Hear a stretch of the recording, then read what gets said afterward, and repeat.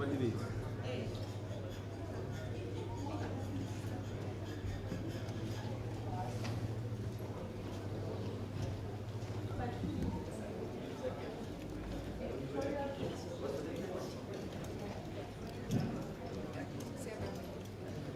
Fine.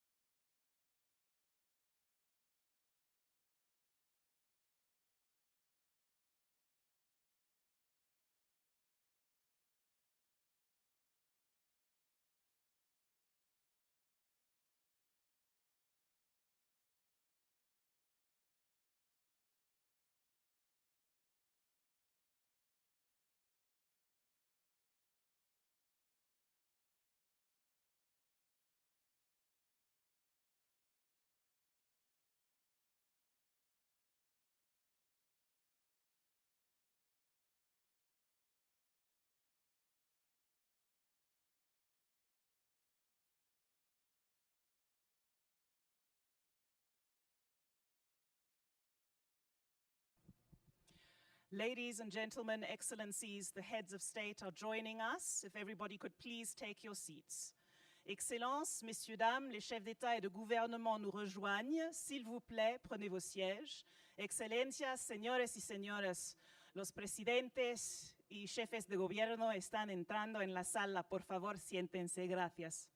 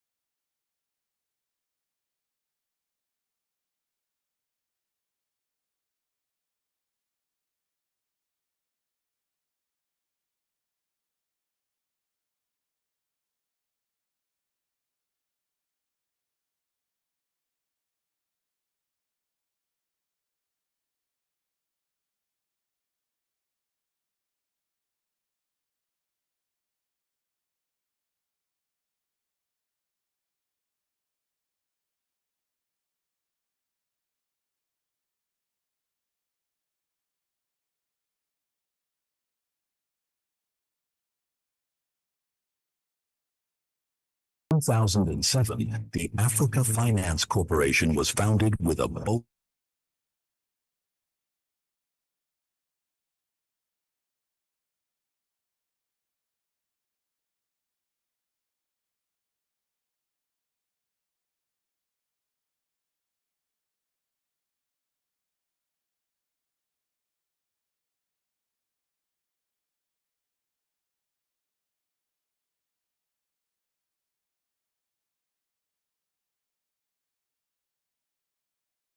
rise beyond despair. Keep playing, take your place, stand with Africa, embrace her grace. To this G20 outreach session that the South African presidency of the G20 is co-hosting with our Nigerian partners in Abuja.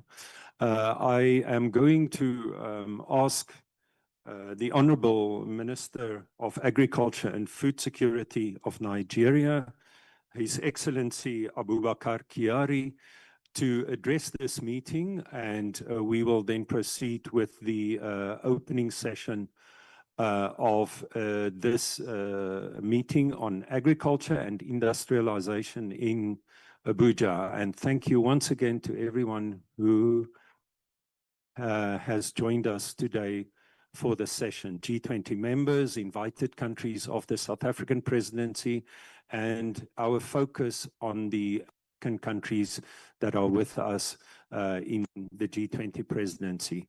So on that note, please may I ask you to join hands and welcome the Honorable Minister of Agriculture and Food Security. Thank you.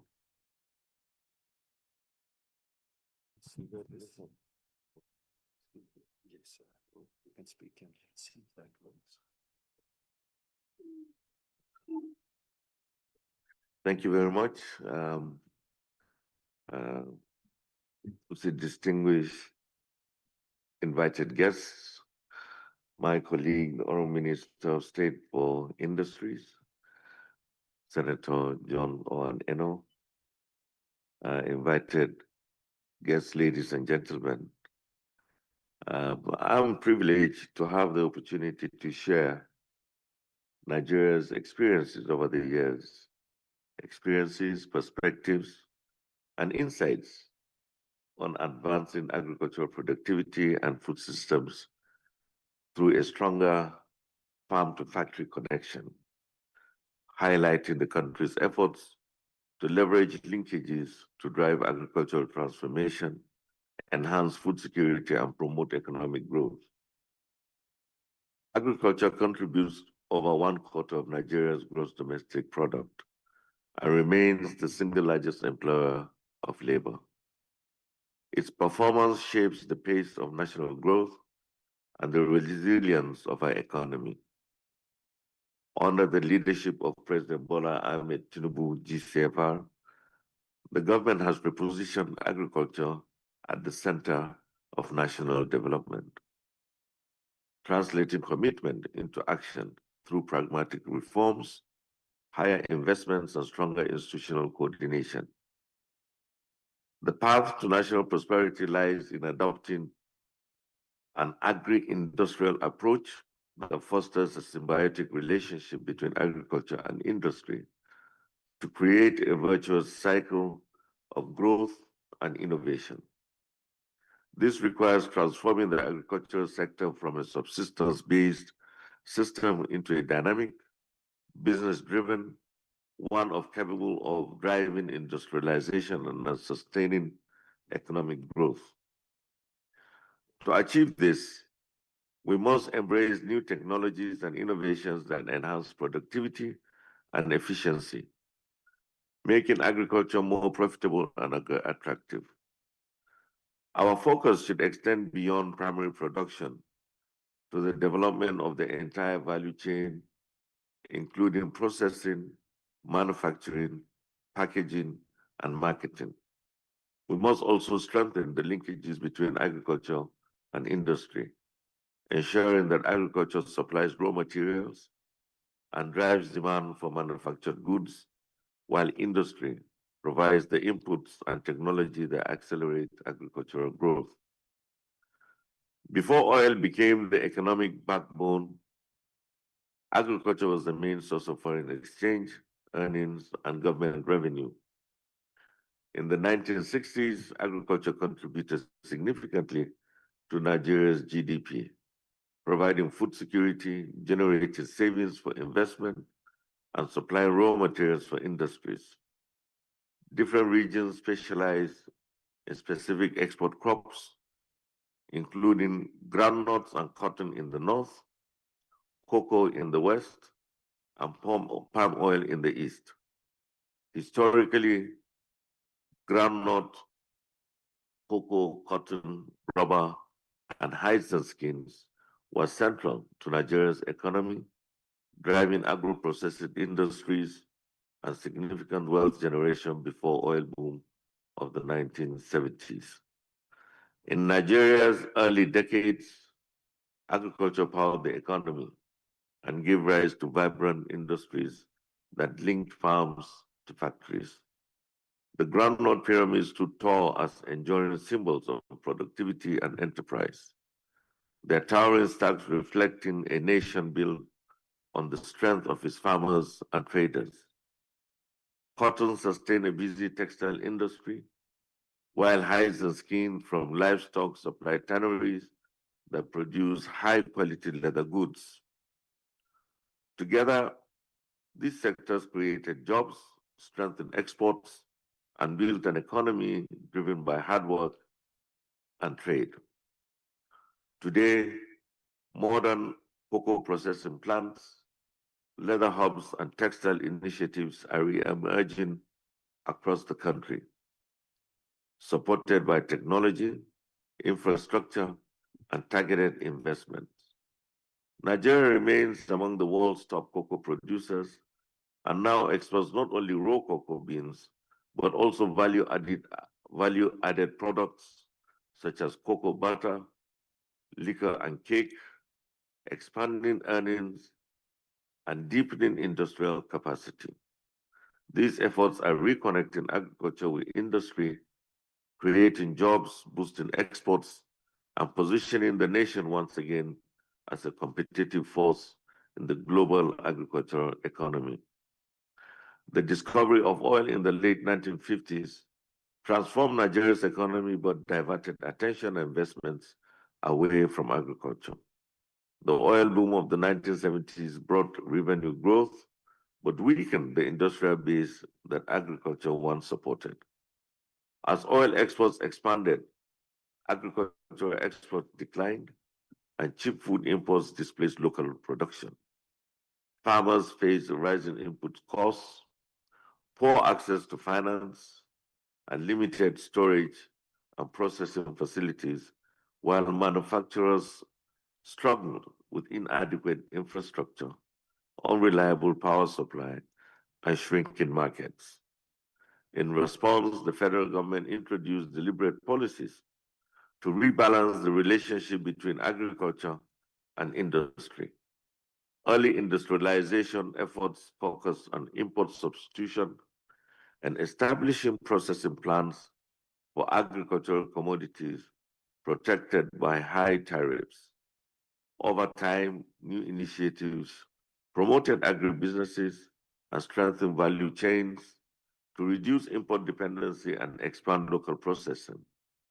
These policy efforts laid the groundwork for a series of targeted programs designed to transform agriculture into a more productive and commercially viable sector. The Agricultural Transformation Agenda of the federal government of Nigeria was launched in 2013 with the objective of attracting private sector investment in agriculture, reducing post-harvest losses, adding value to local agricultural produce, developing rural infrastructure, and enhancing access of farmers and other value chain actors to financial services and markets. Key impacts of this program included higher incomes for producers and entrepreneurs and an additional 20 million metric tons of key food commodities added to domestic supply each year. In 2015, the federal government, through the Central Bank of Nigeria, established the Anchor Borrowers Program. Its primary objectives were to enhance livelihoods of smallholder farmers, increase production of key commodities to support food security, strengthen value chains, reduce import dependency, and boost financial inclusion. The program was designed to link smallholder farmers to large buyers of processors, providing a guaranteed market for their crops. Available data indicates that over 4 million farmers have benefited from the Anko Borrowers program across 21 agricultural commodities. The program has contributed significantly to Nigeria's rice production, with output reportedly increasing from 5 million metric tons to approximately 8 million metric tons within 6 years.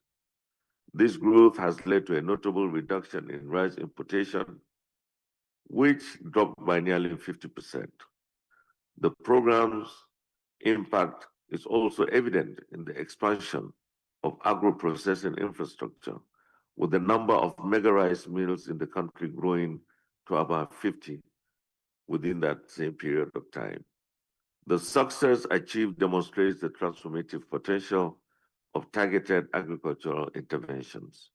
We are now scaling up industrial transformation across the agricultural value chains through the Special Agro-Industrial Processing Zone, SAPZ, a project designed by the Federal Ministry of Agriculture and Food Security and supported by the African Development Bank, AFDB, the International Fund for Agricultural Development, IFAD, and the Islamic Development Bank.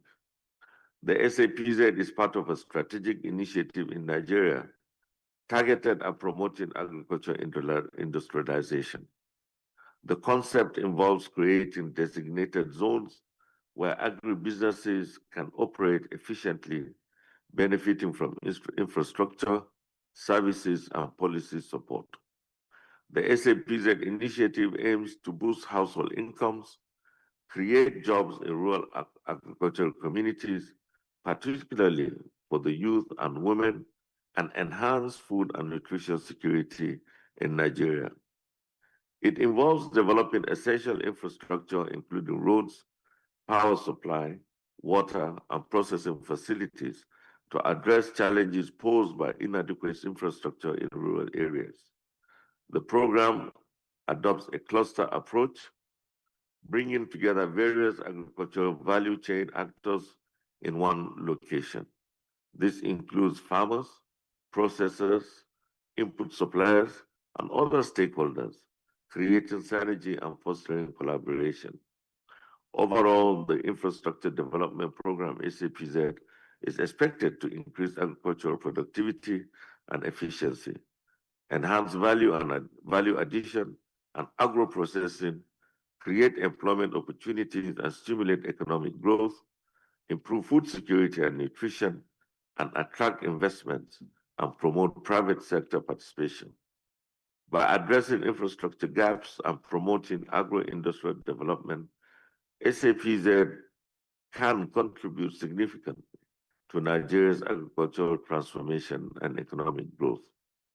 Your Excellencies, distinguished guests, Nigeria's agricultural sector is entering a new phase of transformation, guided by supportive policies, rising investments, and strategic partnerships under the renewed hope agenda of President Bola Ahmed Tinubu, GCFR. The government's pursuit of food sovereignty, ensuring that Nigeria produces what it eats, processes what it produces, and trades from a position of strength, reflects a clear commitment to self-reliance and sustainable growth. This vision is redefining agriculture not only as a foundation of national prosperity, but also as Nigeria's contribution to global food security and economic reliance.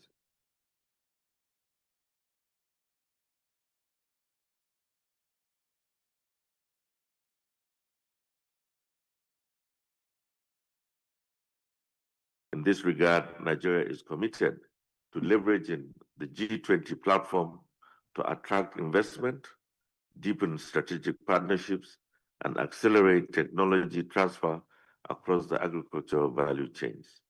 The country technology transfer across its agricultural competitiveness, the opportunities in stable crop processing, high-value commodities, and export-oriented agribusiness.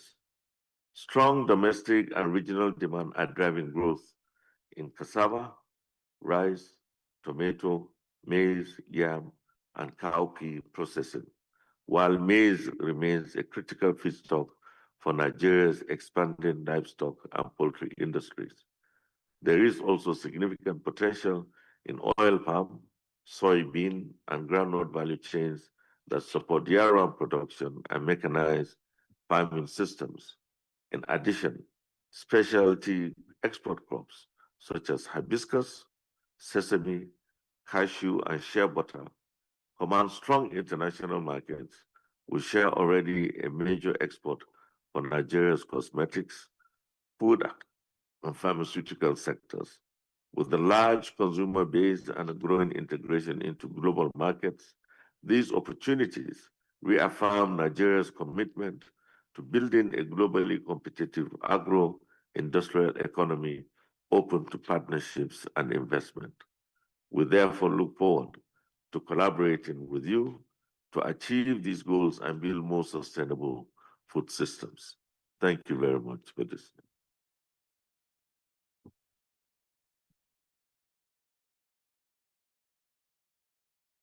I would like to thank Honourable Minister Chiari for his welcome remarks, insightful welcome remarks.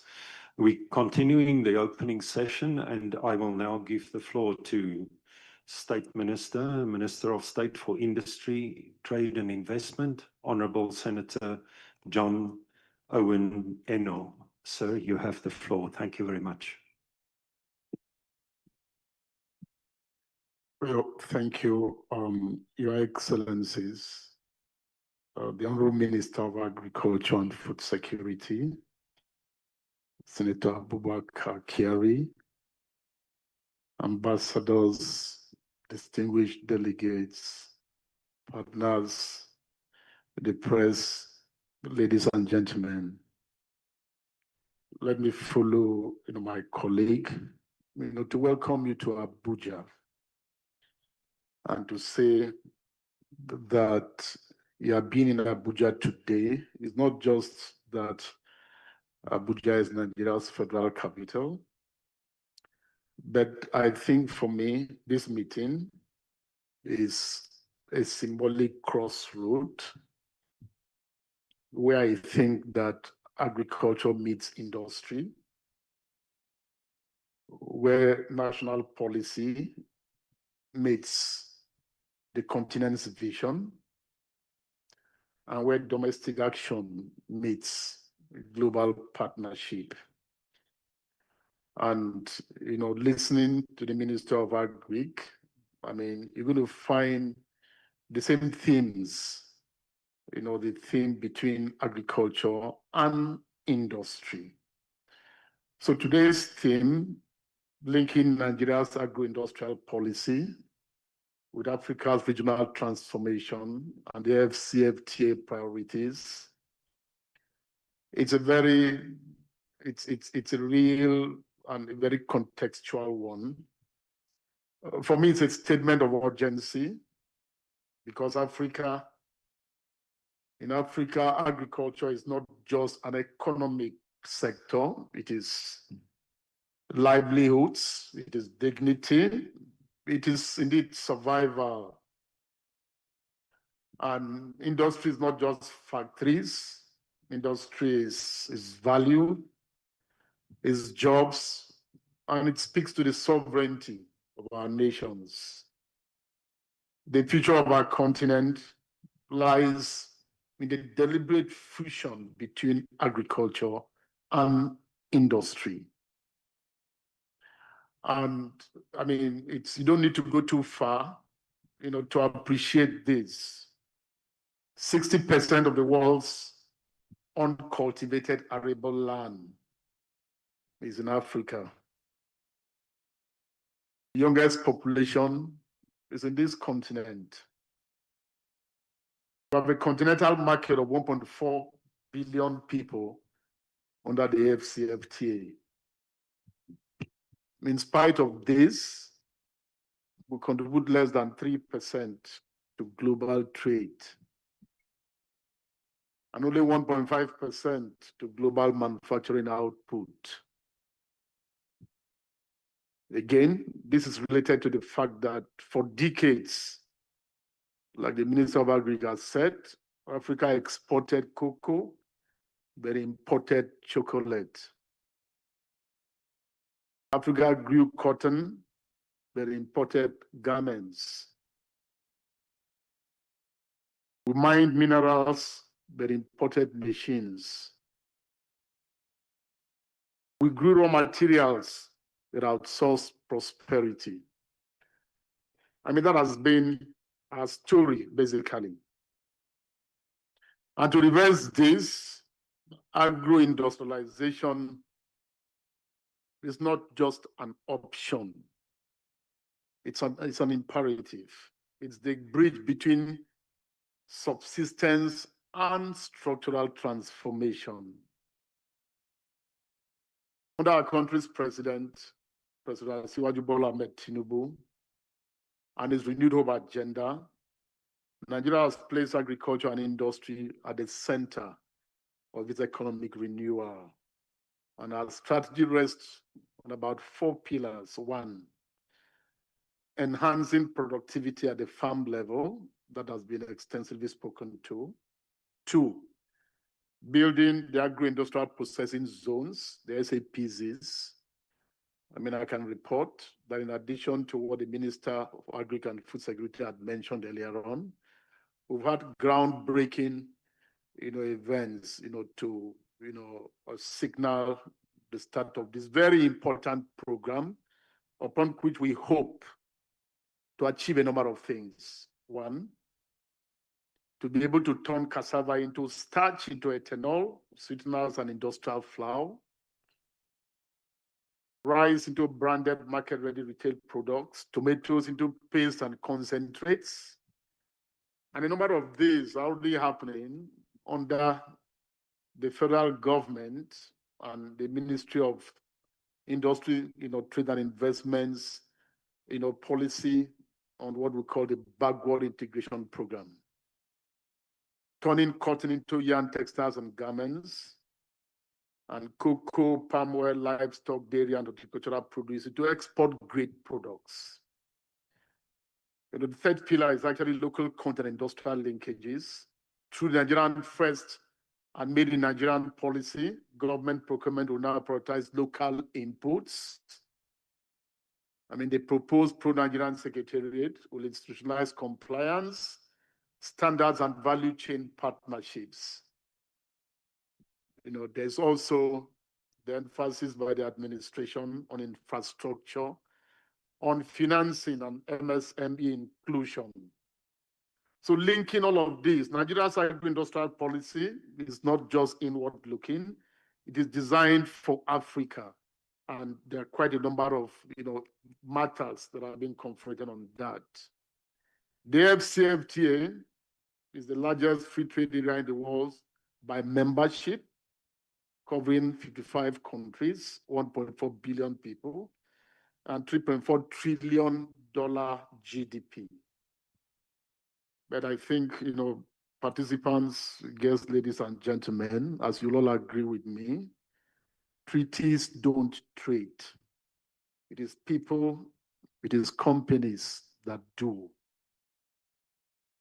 So to make AFCFTA to be real, borders must become bridges and not barriers. Nigerian tomatoes that is processed in Kano should reach Accra, Niamey, Abidjan without harassment, without duplication of duties or standards uncertainty. African fertilizer made in Onne should feed farms in Niger and Mali. A Nigerian fashion entrepreneur should sell across 15 markets digitally without facing 15 standards agencies. And all of this is where the G20 should not just be an observer, but should be a partner in the realization of all of this. And we call for 3 forms of partnership. 1, finance that fits Africa's future. This finance to support agro-industrial corridors with blended finance, expand guarantees for cross-border infrastructure and logistics, capitalize Africa's development finance institutions.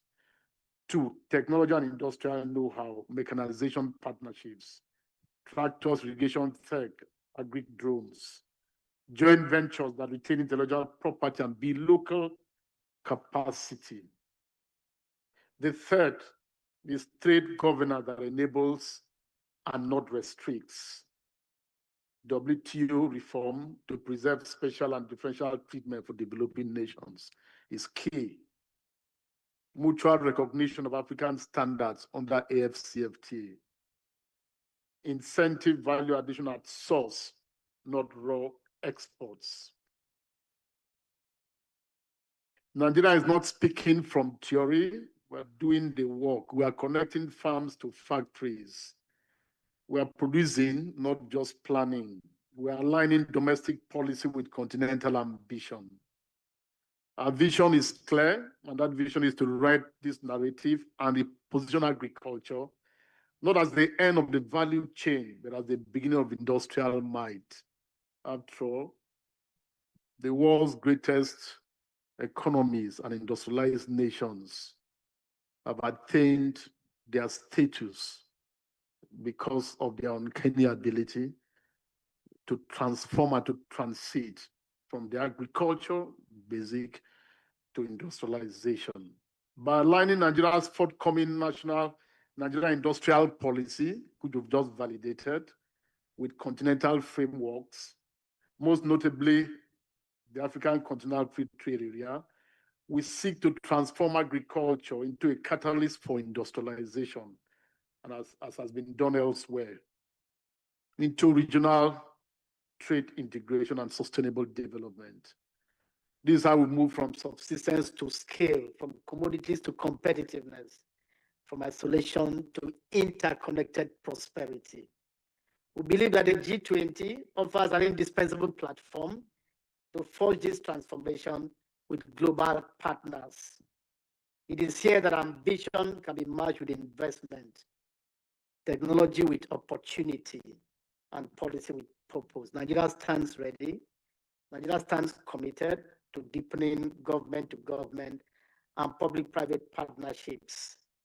Therefore, I extend a sincere invitation to development partners, to investors, and to G20 member states. Treat Africa not as a venue of vulnerability, but as a partner in value creation. Work with us to expand sustainable agricultural value chains, to finance agro-industrial infrastructure, to build resilient trade corridors, transport networks and logistics systems, and support innovation, skills development, and digital transformation in agriculture. Together, we can create a future where African farms feed African factories. African factories supply African markets, and Africa strengthens the global economy, not at the margins, but as its core. Excellencies, let it be said that here today in Abuja, we did not gather to admire problems, but as architects for those solutions. I thank everyone.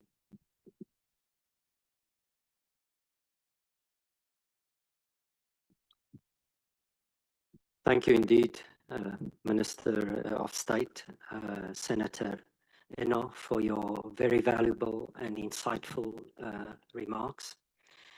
We will continue the opening session, and I will now proceed to deliver an opening statement.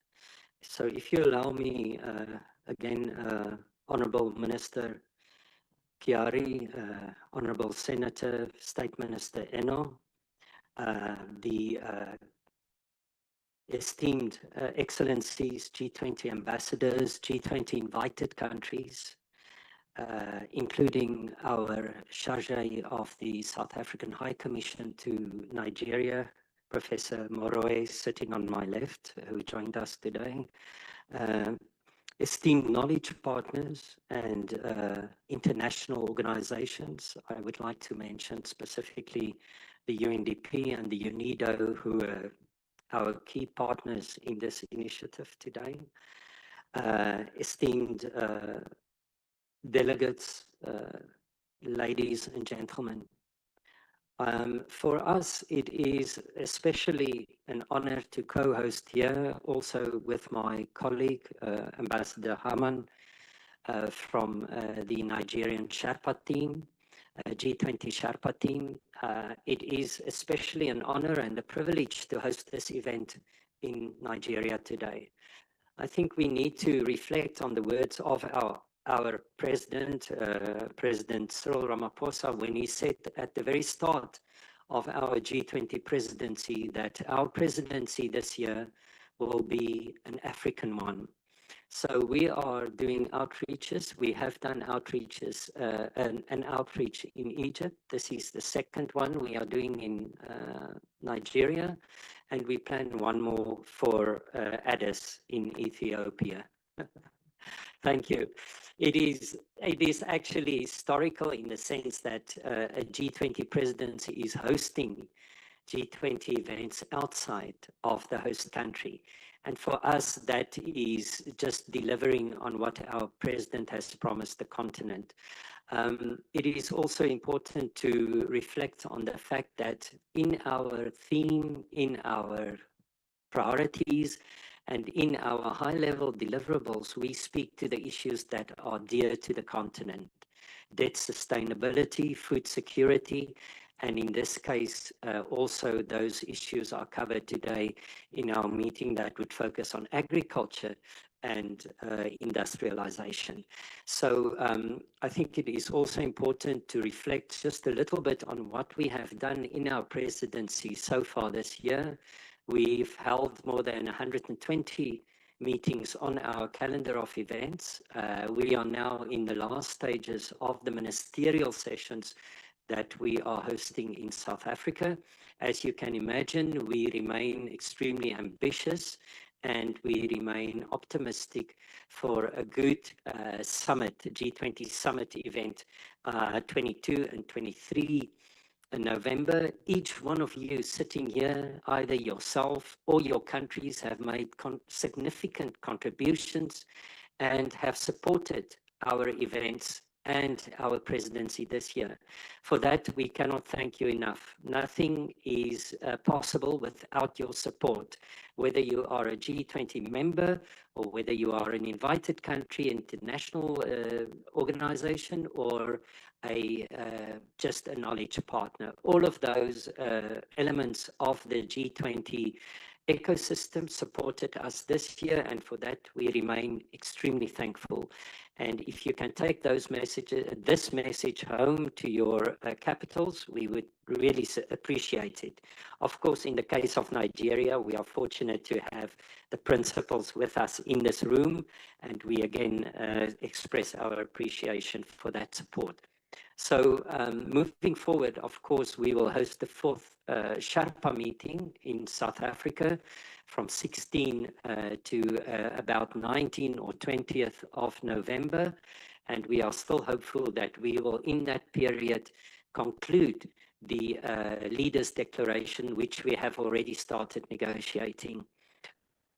Take us to the Social Summit in South Africa. So we are, of course, following Brazil's example to host a social summit. As you know, South Africa's approach to the G20 is also one of the entire country being involved in it. It is a whole of country initiative and project, and it's very much similar to how we achieved our democracy in 1994, a whole of society approach. So we will have a social summit, and that will take us then to the Leaders Summit on the 22nd and the 23rd of November in Johannesburg. So let me just then briefly reflect also on this meeting. As you know, agriculture and industry have long been recognized as foundational pillars of sustainable growth. Yet, despite decades of commitment, Africa's structural transformation continues to face significant headwinds. It remains underfunded, under-prioritized, and not yet fully integrated into global cooperation frameworks. Across the continent, many economies contend with persistent challenges. Fragmented markets would be one of them, also infrastructure and energy gaps, low agricultural productivity, limited technological capacity, and constrained access to long-term financing. These barriers have slowed industrial progress, limited value addition, and weakened food systems and resilience, and therefore also weakened food security on our continent. However, this moment offers us a renewed opportunity. Africa's transformation is not only vital for the continent, it is global imperative. It contributes directly to climate action, strengthens supply chain resilience, reduces dependency, and promotes shared prosperity. Agriculture and industrial transformation are deeply interconnected. Together, they enable stronger food systems, more robust local productions, and expanded opportunities for value-added trade.